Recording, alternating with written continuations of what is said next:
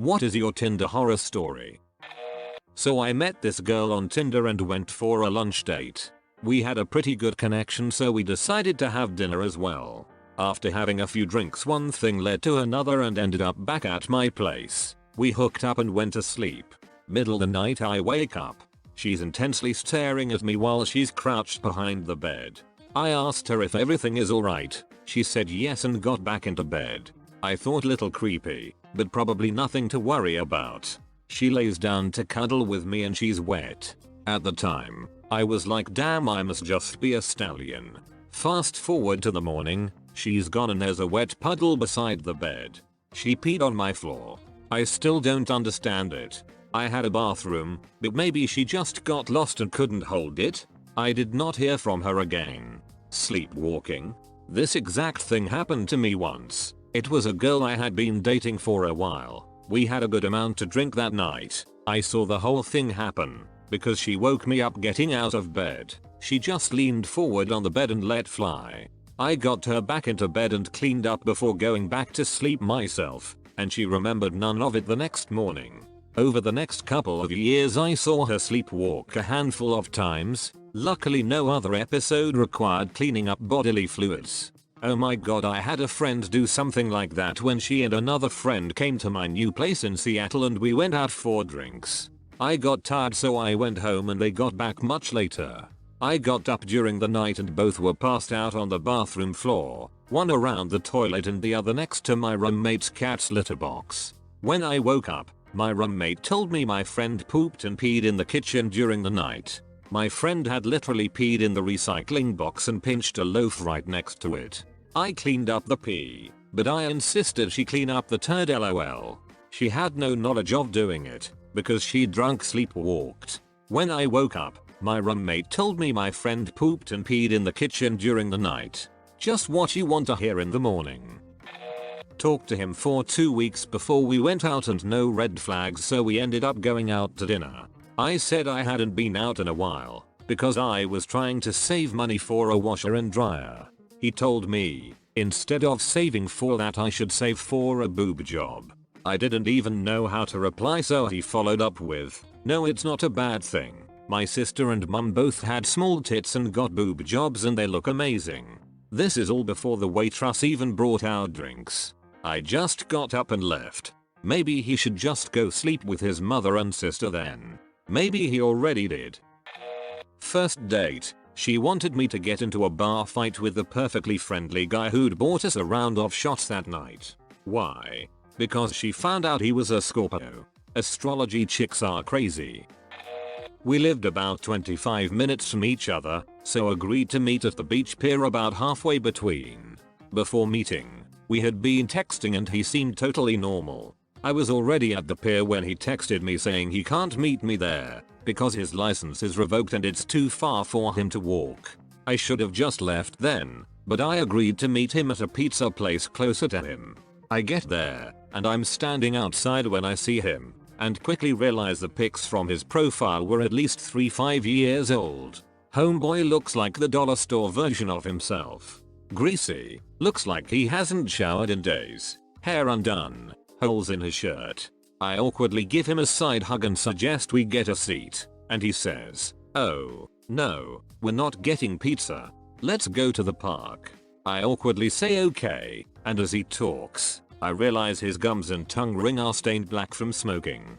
By this point, I am completely turned off and am just keeping up with formalities. So we get to the park and find a bench to talk, and before I can sit down, homie pulls me onto his lap, squeezing me and saying, God, Bibigiral, you are so freaking cute.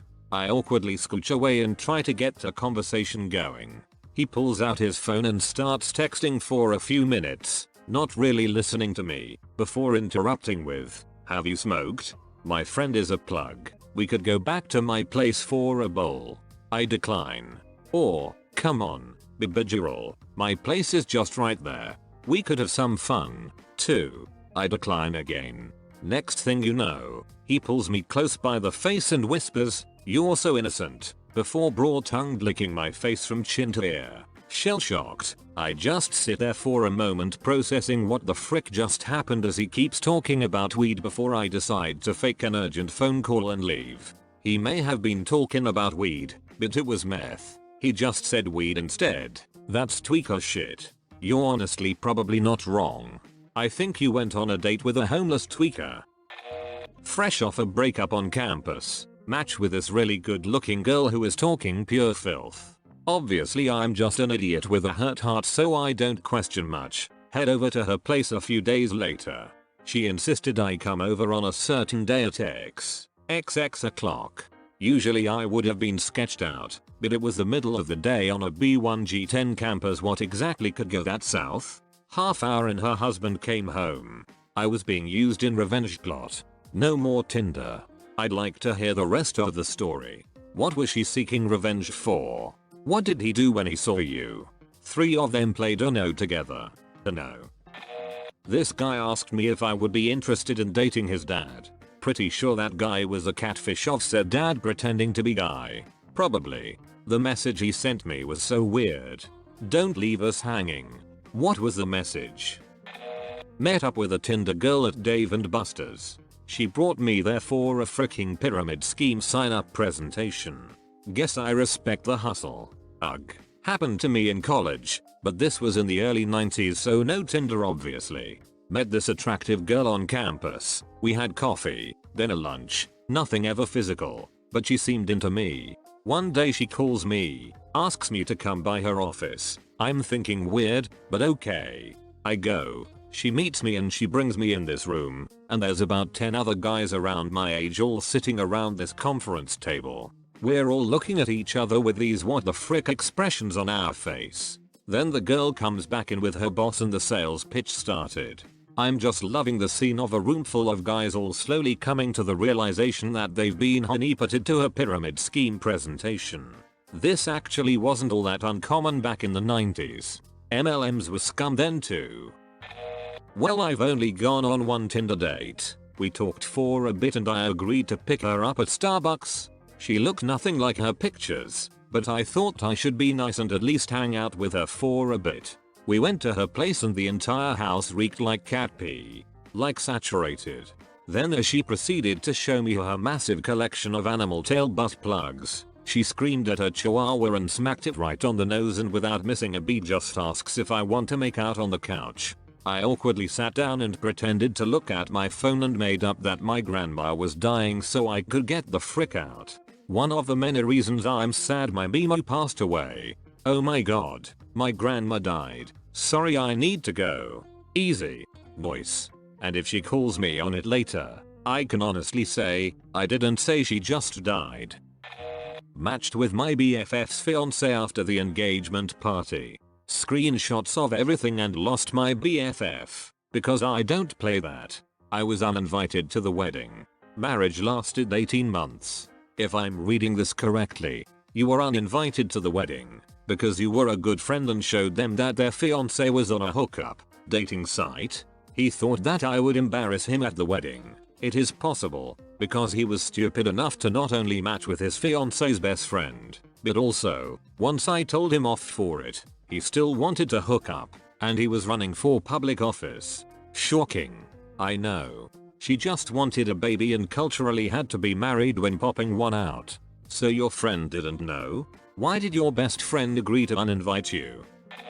My worst Tinder experience was pretty traumatizing for me at the time. I was a sophomore in college and she was a junior or senior at the same school. The first time we ever hung out, I went over to her apartment and we just watched some Netflix and hung out. Nothing crazy.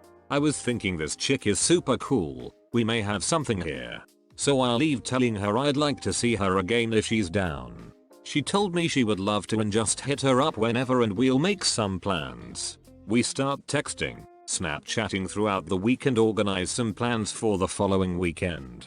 Out of nowhere, she starts sending me unsolicited nudes. Never once asked for them, and when we were hanging out the weekend prior, there was no sexual activity at any level. We quite literally Netflix and chilled. It caught me off guard, but I was more than cool with it. I'm a young college guy and this hot older chick wants to send me nudes after only hanging out one time? Say less. Fast forward to the weekend. She comes to my apartment and we're hanging out with my roommates watching something on TV.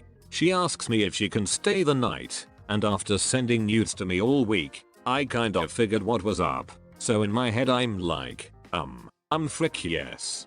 But I tell her of course, and to be polite I offer to sleep on the couch, because we've only known each other for all of about 2 weeks and have only seen each other in person one time prior. She tells me she'd rather me sleep in my bed with her, so I know it's on. We get to Netflix and chilling in my room and I make a move. We start to hook up and eventually wind up having sex. I wore a condom and finished inside of it and tossed it off to my side of the bed. As we're laying there after a few minutes, she gets up abruptly, comes around to my side of the bed and grabs the condom off the floor and runs into the bathroom.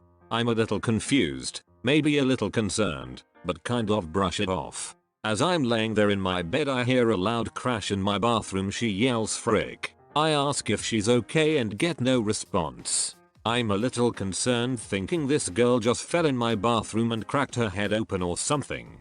I go to open the door and she is standing in my shower with one leg propped up trying to shove the condom up her vagina after she flipped it inside out. I freak out, no clue what to do. She's clearly freaked out and probably embarrassed. I have no clue. I shut the door and she immediately comes back out, says she's gonna leave and I say sounds good. I never hear from her again. That would freak me out 4 months. About 9 or so yet. No. What if she ran and froze it immediately? That's a lifetime of fear, man. A lifetime. We don't have the whole story yet. We were supposed to meet at 9 PM. He fell asleep and called me at 9:30 when I was already at the carnival. I told him not to bother coming as I didn't want to see him. He asked for another chance and I agreed. Unfortunately my dad got really ill and had to spend the next 6 weeks in the hospital with me visiting him daily. I had no time for dates and he got extremely mad. He made a fake Instagram account which he used to follow me and everybody that I followed. He then saw me in a friend's Instagram story and showed up to the restaurant we were at. He called me a whore and a liar and we had to threaten to call the police because he would not leave. That is another level of freaking creepy mayo. Yeah, especially considering I had never met him in person. He really outed himself as a weirdo. You really dodged a bullet. Someone like that is definitely dangerous.